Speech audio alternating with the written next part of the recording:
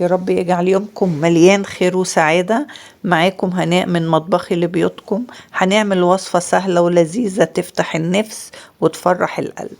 هنعمل كرنبيت مقلي بطريقة جديدة، والكفر بتاعه هيكون جديد من غير بيض ولا من غير أي حاجة، وإن شاء الله تجربوها وتعجبكم وتقولوا لي رأيكم إيه في الكومنتات وتصلوا على النبي. وهنبدأ مع بعض كده هوت الطريقة، وبصوا مقرمشة إزاي. معانا هنا هو كرنبيطة. انا جايبة كرنبيطة صغيرة، كل واحد يجيب بقى حسب اللي هو يناسبه. وهنقطعها كده وردات، تطلع بقى حسب ما تطلع وردة كبيرة وردة صغيرة، حسب التقطيعة وحسب ما تطلع معانا. اهم حاجة نقطعها ونغسلها حلو طبعا، لان بتبقى مركونة عند الراجل. بصوا، ولازم الكرنبيطة عشان تبقى بلدي يبقى اللون الفاتح، تبقى الكرنبيطة البيضة. الكرنبيطة البيضة هي البلدي، في بيبقى كرنبيط أصفر وتلاقوا الوردة كده خفيفة، لا ده مش حلو، ما تجيبوهاش. هاتوا الكرنبيطة البيضة، دي بتبقى البلدي، النوع الحلو يعني. هنا قطعت الكرنبيطة، ونكونوا حاطين حلة على النار كده فيها مية عشان نسلق الكرنبيط، ونحطه معلقة ملح، نحط معلقة ملح كده في المية، وبعد كده نسقط الكرنبيط. لو اللي هي كبيرة معانا ممكن نقسمها على مرتين، بس الحلة كبيرة اللي هنسلق فيها، فأنا هسلقها مرة واحدة. أهم حاجة بقى يا جماعة وانتوا بتسلقوا الكرنبيط، ما تتكوش عليه قوي في السوا، لأن لما بيبقى أول حاجة ما بيتسوى قوي ما بيبقاش طعمه حلو، لأن هو كمان لسه لما يبرد بيستوي زيادة، ولما بيتقلى بيستوي، فتيجوا ماسكين الكرنبيطة تفرفط منكم. لا بصوا، يا دوبك تغلي عليها مرة والتانية كده، تروحوا بس بدأ تروحوا نشلينها. ليه بقى؟ يعني مجرد ان انتوا تحطوا الشوكة فيها كده، تلاقوها دخلت الشوكة، خلاص كده الكرنبيط زي الفل، لان هو لسه بيكمل سواه. هنشيل بقى الكرنبيط كده ونصفيه من ميته ونسيبه يبرد شوية. اما بيبرد شوية هيكمل بقى السوا بتاعه. هنحطها يبرد شوية عبال ما احنا ايه، نطلع نعمل الكفر اللي هنقليه فيها. طريقة هتعجبكم، طريقة جديدة من غير بيض من غير اي حاجة، عشان اللي ما عندهوش بيض ما يتأزمش ويقول لا مش هعمل. لا، جربوا الطريقة دي وهتطلع حلوة، طعمها حلو جدا جدا. تبقى عاملة زي البانيه، زي الكنتاكي كده، في منتهى الروعة. مش هتفرق، اهم حاجة بس التتبيلة، وتكون الكفر كده هو التقيل عليها، ما يبقاش خفيف.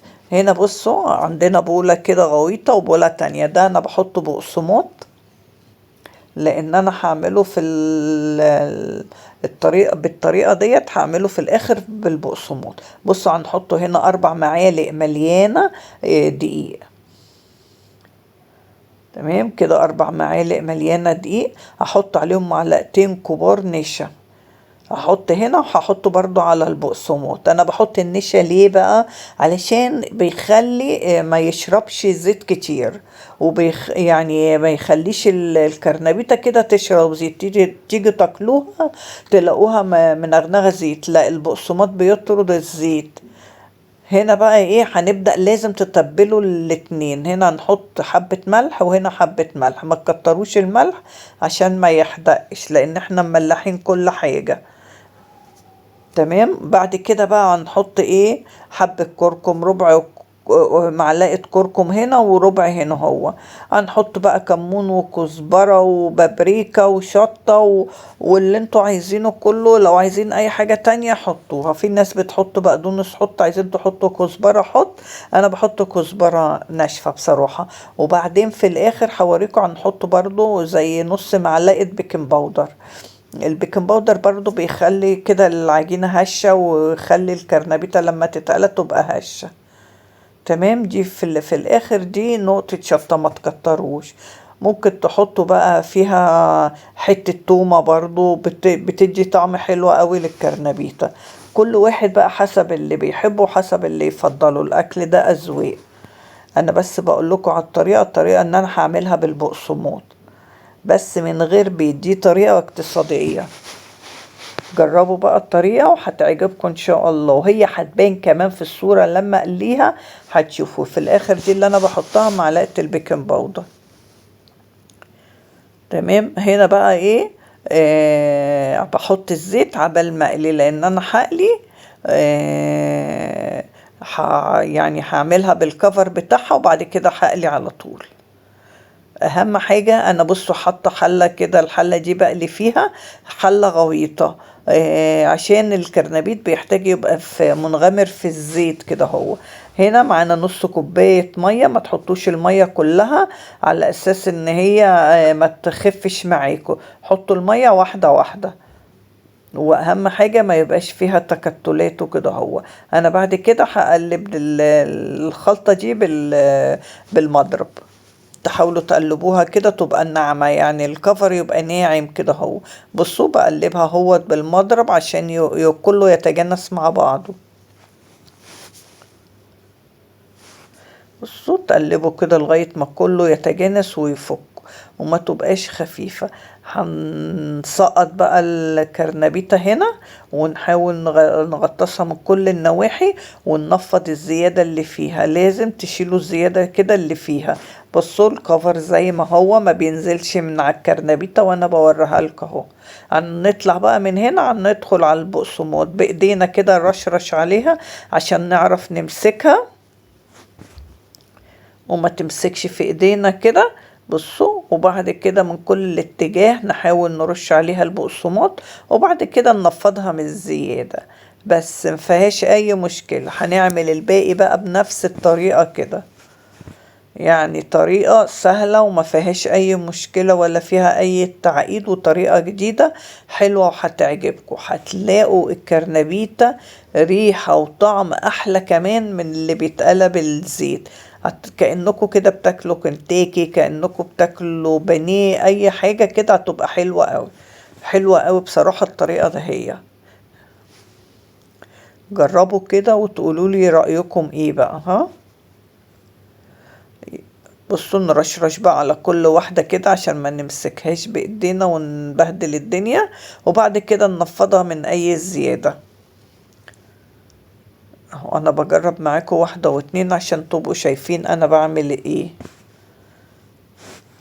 هنا بقى الزيت بدأ يسخن، هنحط بقى الايه، هنقلي واحدة واحدة زي ما انتوا شايفين كده. هو انا هوريكم كمان وانا بقلي الزيت زي ما هو كده، عبال ما اقلي واخلص هيبقى نفس المنظر دوت.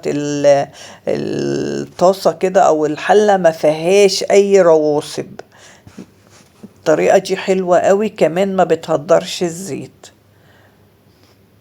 بصوا بدأ بقى يتحمر، بصوا اللون بقى جميل جدا جدا ومستوية وحلوة وريحتها حلوة جدا، عشان احنا ماشيين على اللي عملناه كله بالظبط.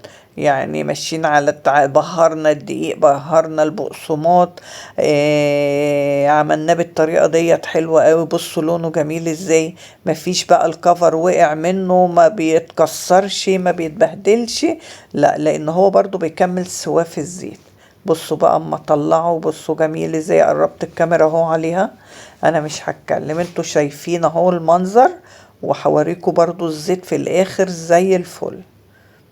بصوا انا بحاول اقربها لكم عشان تشوفوها، يا رب الطريقة دي تعجبكم. ونصفي الزيت ونطلعها طبعا على مناديل تصفي بقية الزيت وتاكلوها بالهنا والشفا، وتقولوا لي بقى رأيكم ايه. ادي بصوا بقى الزيت ولا في اي حاجة خالص وزي الفل. يا بصوا ادي عملت كل الكمية اللي معايا، ما فيهاش حتة محروقة، ما فيهاش حتة الكفر نازل من عليها، زي ما مشيت بالظبط معاكم على التعليمات اللي انا عملتها. يا رب الطريقة دي تعجبكم، ولو عجبكم الفيديو ما تنسوش اللايك والشير والاشتراك في القناة ومع السلامة.